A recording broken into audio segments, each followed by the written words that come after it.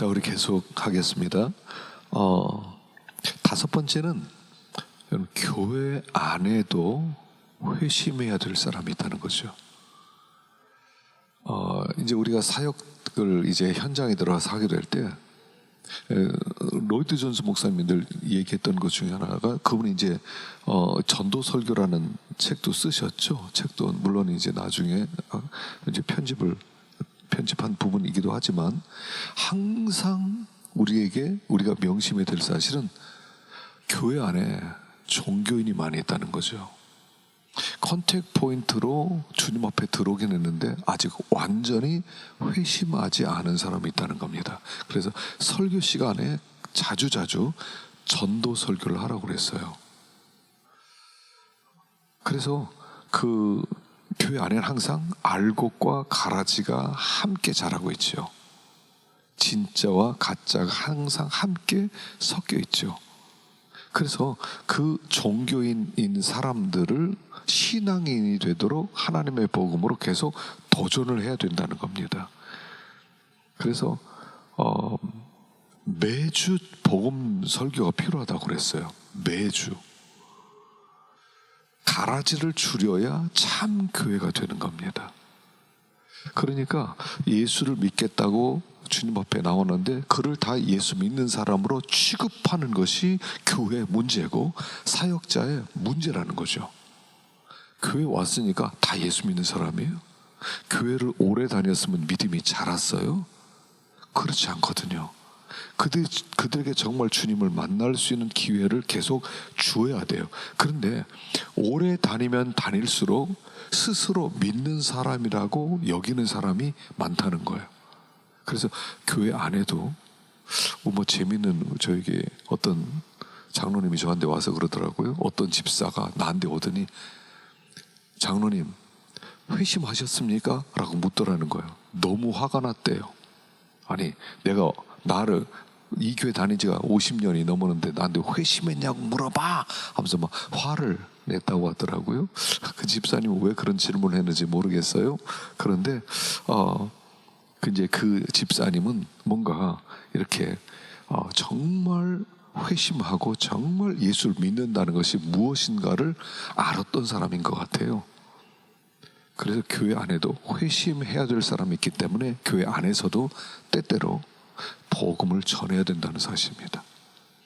여러분들이 이제 학생 부서를 맡았든지 아니면 어떤 어린이 부서를 맡았든지 이 회심 얘기를 자주 하셔야 돼요. 예수 믿으라고 설교할 수 있어야 돼요. 아이들 특별히 예수 믿는다고 여기지 말고 예수 안 믿는다고 생각하고 생짜라고 생각하고 복음을 전해야 되고요. 그러는 가운데 회심의 역사들이 많이 일어날 수 있다는 것입니다. 자, 여섯 번째, 전도자는 기도와 말씀으로 성령의 충만함을 입어야 된다 하는 겁니다. 자, 예수님께서 부활하신 후에 제자들에게 유명한 말씀을 하셨어요. 예수께서 또 이르시되 너에게 평강이 있을지어다. 아버지께서 나를 보내신 것 같이 나도 너희를 보내노라.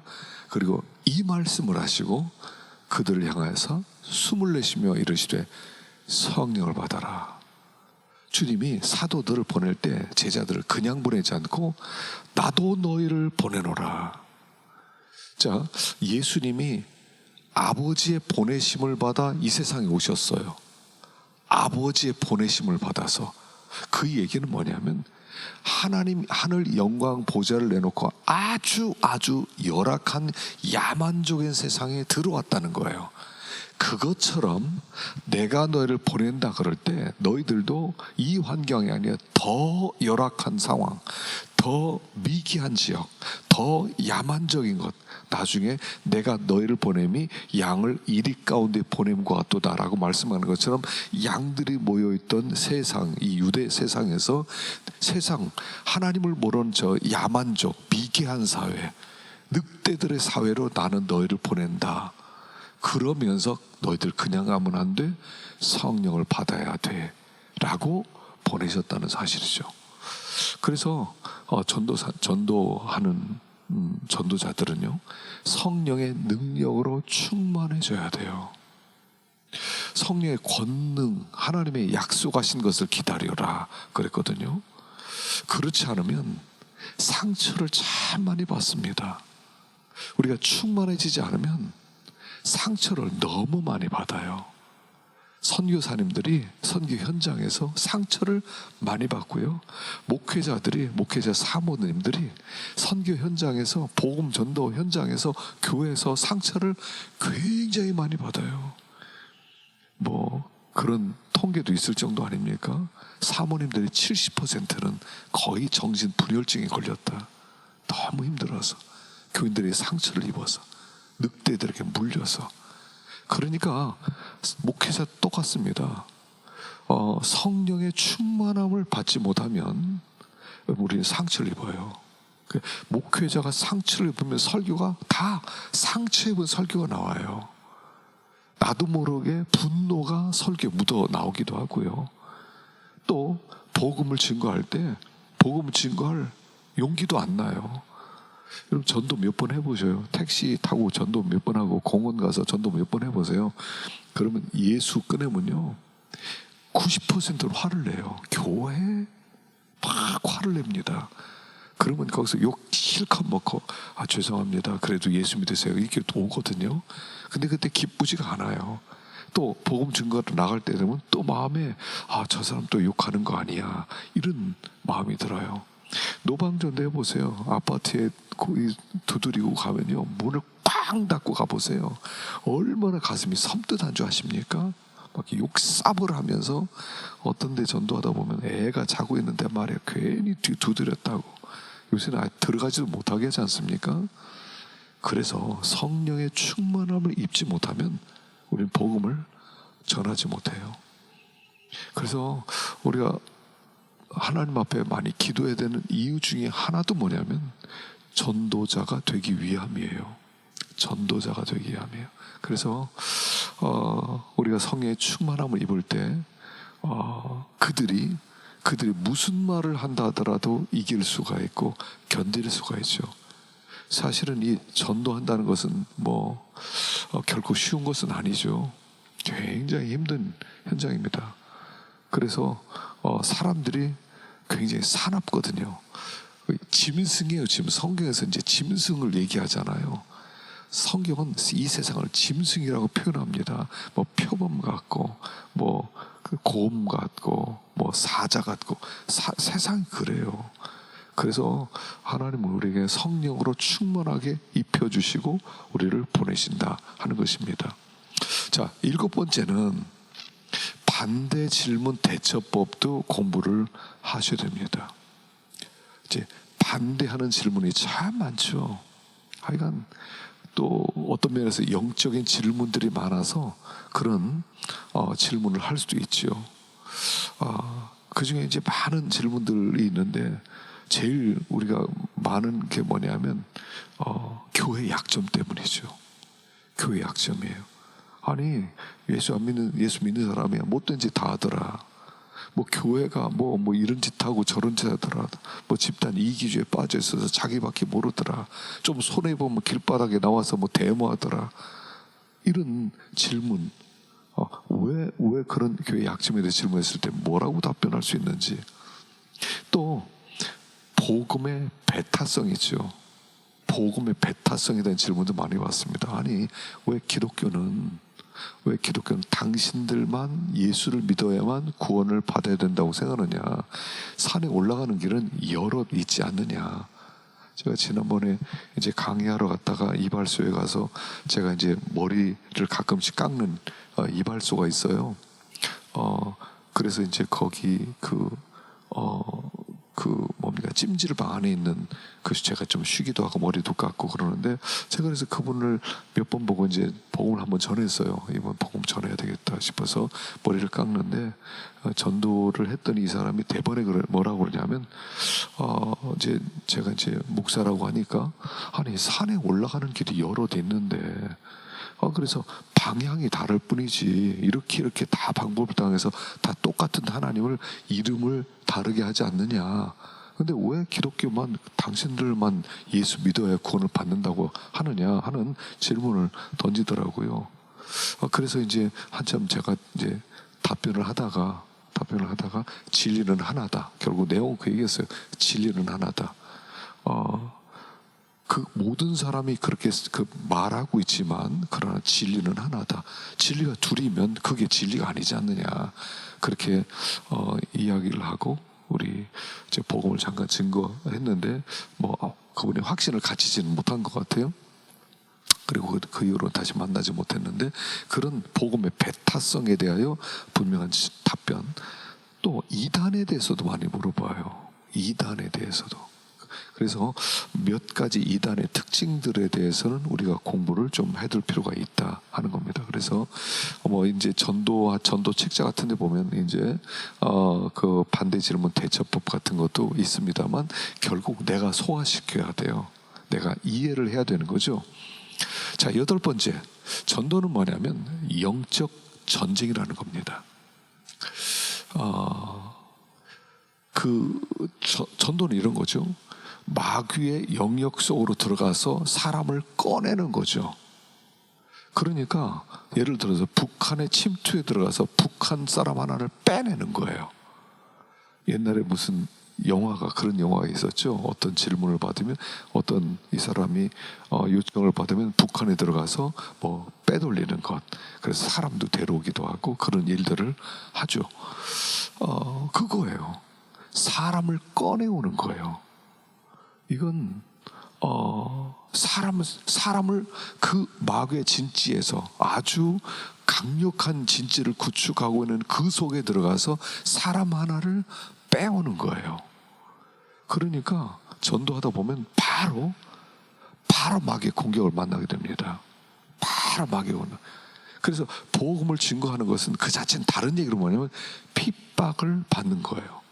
그러면 사도행전은 복음 증거하는 얘기거든요. 어떻게 교회가 세워지고 어떻게 복음이 증거되느냐. 근데 동시에 항상 핍박이 있어요. 바울이 앞부분에서 베드로가 먼저 전도하죠. 베드로가 복음 증거할 때 3,000명이 5,000명이 회개하고 돌아왔어요. 근데 곧바로 뭐가 있어요? 끌려가요. 그리고 매를 맞아요. 핍박을 받아요. 항상 전도와 함께 핍박. 바울도 마찬가지로 가는 곳곳마다 복음을 증거하면 그곳에 유대인들이 와서 그들을 핍박하고 괴롭히고 그러면서 교회가 세워지고 그 교회가 세워지는 것과 핍박은 항상 함께 가요.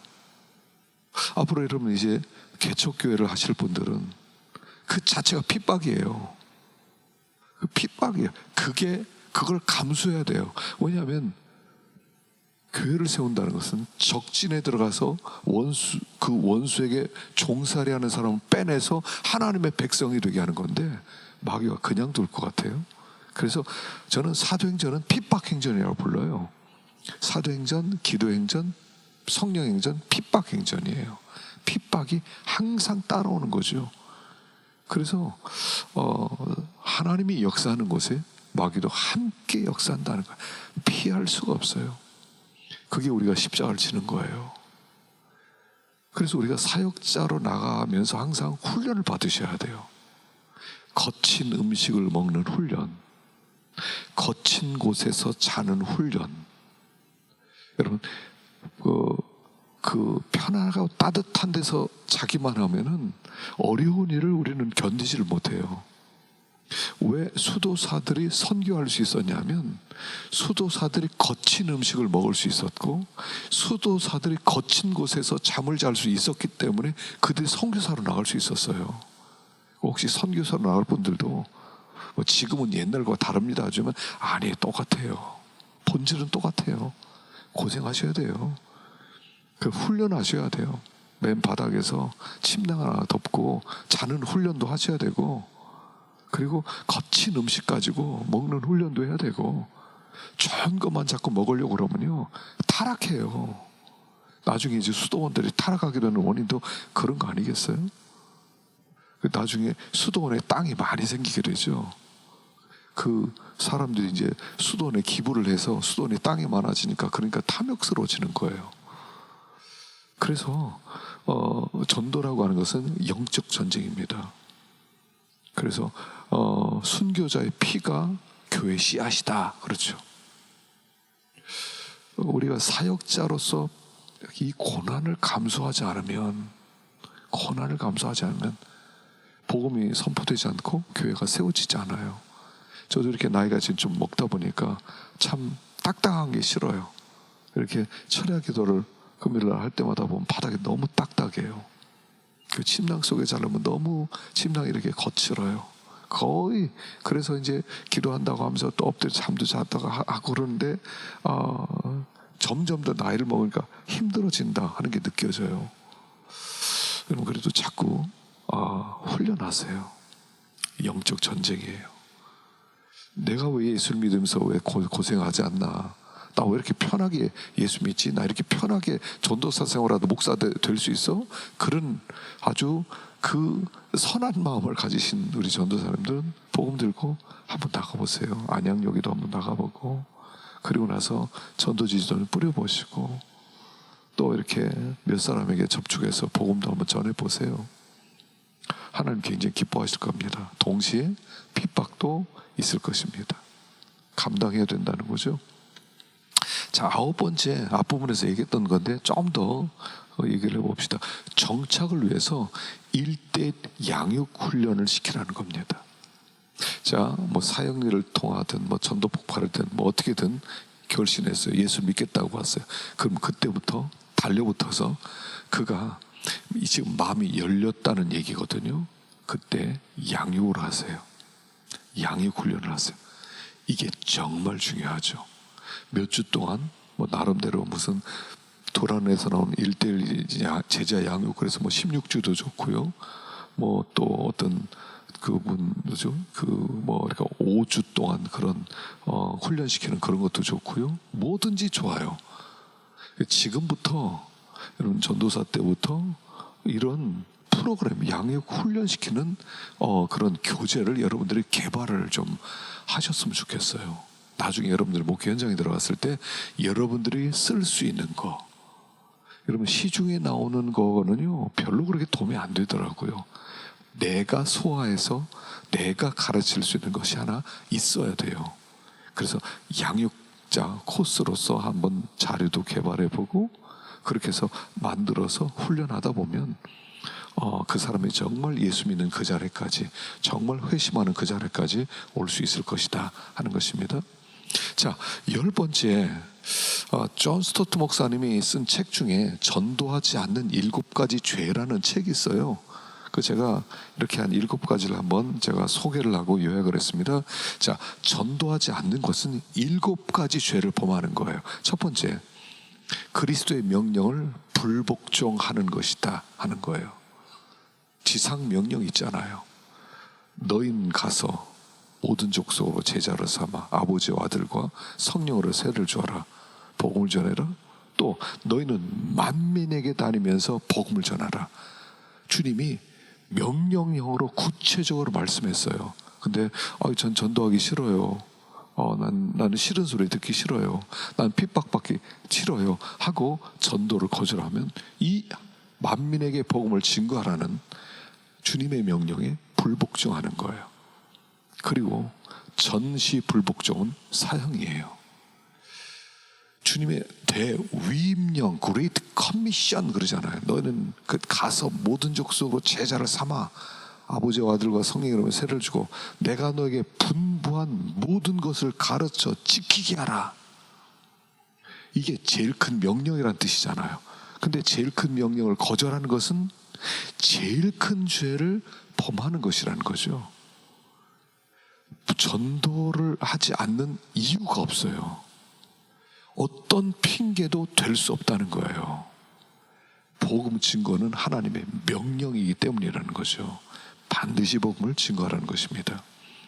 두 번째는 그리스도를 사랑하지 않는 죄예요. 그리스도를 사랑하지 않는 죄. 그래서 여기 이제 요한복음 14장에 보면 뭐라고 나와 있습니까? 너희가 나를 사랑하면 나의 계명을 지키리라. 내 계명을 지키냐? 그러면 나를 사랑하냐? 그러면 내 계명을 지켜라 라고 명령한 거죠. 그래서 사랑이라는 것은 그 사람이 무슨 말을 하든지 다 해주고 싶은 마음이에요. 무엇을 부탁하든지 다 해주고 싶어요. 근데 해주고 싶은 마음이 없어요. 그럼 사랑이 아니죠. 사랑이 아닌 거예요. 제가 이제 우스갯소리로 아침에 이제 제가 이제 설거지를 좀 해요. 제 안에 손이 아파서 제가 설거지를 하는데 저는 거의 참 좋은 남편은 아니었던 것 같아요. 제가 부엌 일을 별로 안 했어요. 뭐 음식 만든다든가 또 설거지하든가. 요새는 뭐 너무 잘 도와주죠. 그러다 보니까 이제 제 아내가 막 손을 무리하게 썼는지 손목터널 증후군으로 수술도 하고 뭐 그래서 내가 좀 도와줘야 되겠다. 그래서 하다 보니까 이 부엌 일이 만만치 않더라고요. 엊그저께는 이제 제가 아침에는 무조건 설거지는 무조건 제가 하거든요. 설거지를 이제 했는데 여러분 설거지도 쉽지 않더라고요. 쉽지 않죠. 나중에 설거지 한 다음에 뭐 고춧가루 하나가 묻어있고 막 그렇더라고요. 그래서 밥풀 하나 붙어있고 설거지가 쉽지 않다 생각하는데 다 했어요. 힘들게. 그리고 이제 손 다 씻고 이제 교회 가려고 이제 출근하기 위해서 나오려고 그러는데 좀 우리 어머님이 늦게, 제가 어머니를 모시고 있는데 식사를 좀 늦게 해서 설거지가 늦게 또 나온 거예요. 접시 한 5-6개가 나온 거예요. 그래서 이거 어떡하지 하다가 제 아내인데 여보 당신이 좀 해 하고 가려고 하다가 그동안 내가 이제 이렇게 했는데 저거까지 해주고 가야 되지. 가지 뭐 까짓 거 다 5-6개인데 뭐. 그리고 했어요. 그랬더니 제 아내가 말을 툭 던져요. 저 마무리 설거지를 내 남편이 하나하나 보자 그랬다는 거예요. 저걸 하면 나를 사랑한 거고 하지 않으면 나를 사랑하지 않는 거다. 그런 얘기를 하는 거예요. 안 했으면 큰일 날 뻔했죠. 여러분, 사랑하면 계명을 지키는 거예요. 여러분, 사랑은요 책임감입니다. 책임을 져주는 거죠.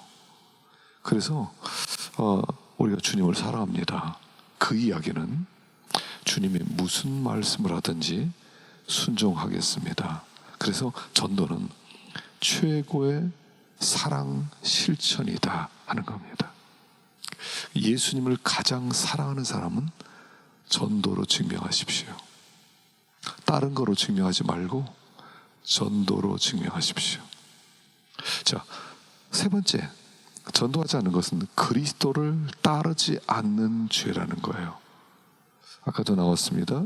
나를 따라오노라 내가 너희로 사람 낚는 어부가 되게 하리라 그랬어요. 자, 나를 따라오노라. 예수님을 따라가면 예수님이 했던 일을 그대로 하는데 예수님은 전도자로 사셨어요. 예수님은요 십자가에서 전도하고 세상 떠나셨어요. 오른쪽에 강도가 당신의 나라가 임하실 때 나를 기억하소서. 그래 네가 나와 함께 낙원에 있으리라. 전도한 거잖아요. 백부장이 예수님이 죽으시는 모습을 보고 이렇게 죽는 것을 보고 그는 진실로 하나님의 아들이었도다. 주님은요 시작부터 끝까지 전도하셨어요. 그러니까 예수님을 따라간다는 것은 전도자가 된다는 것을 의미하는 거죠. 예수님의 별명은 전도자였어요. 그래서 예수님의 마음이 세상 승천하시면서도 너희는 온 모든 족속에 가서 제자를 삼으라 라고 하지 않았어요? 복음 증거하라고 하셨어요. 그래서 뭐 나는 오는 사람 가지고 목회하겠다 그런 생각하지 마세요. 그 목회 안 돼요. 전도하세요. 전도하세요. 네 번째, 그리스도 안에 거하지 않는 죄입니다. 요한복음 15장에 보면 15장에 있는 말씀이 있죠. 너희가 나를 떠나서는 아무것도 할 수 없느니라. 내 안에 거하면 열매를 맺고 나를 떠나서는 열매를 못 맺고. 그래서 우리가 열매를 맺는다 그럴 때 우리가 하나님의 사람을 얻는다는 건데 주님 안에 있으면 반드시 사람을 얻는다 하는 것이죠. 그래서 그 주님과 하나 될 때 주님의 마음이 우리에게 느껴지는 거죠. 다섯 번째는 뭐냐면 맡겨진 일을 불충성하는 겁니다. 맡겨진 일. 하나님 우리에게 장사하라 그랬어요. 장사해라. 문화를 나눠주고 달란트를 나눠주고 장사라고 하셨어요. 왜 은사를 주셨어요? 전도하라고요. 왜 건강 주셨어요? 전도하라고. 왜 돈 주셨어요? 전도하라고. 왜 결혼시켰어요? 전도하라고. 다 목적이 뭐냐면 복음 증거라고 그 모든 은사를 주셨다는 거예요. 그러니까 이 시대에 전도자만 되면 목회할 수 있어요. 전도 안 하면 목회 문 닫아야 될걸요. 내가 전도하지 않으면 아무도 전도하지 않아요. 그래서 어떤 방법으로든 전도해야 된다는 것입니다. 여섯 번째는 근시한 적 바보가 되는 거죠. 전도하는 것은 하늘의 별처럼 빛나게 되는 건데 우리가 그 상을 받지 못한다는 것입니다. 그래서 가장 큰 축복은 복음을 증거하는 겁니다. 복음 증거하면 하나님이 책임져 주세요. 우리의 삶을 하나님이 책임져 주시기 때문에 여러분 복음을 증거하시길 바랍니다. 잠깐 쉬었다 가십시다.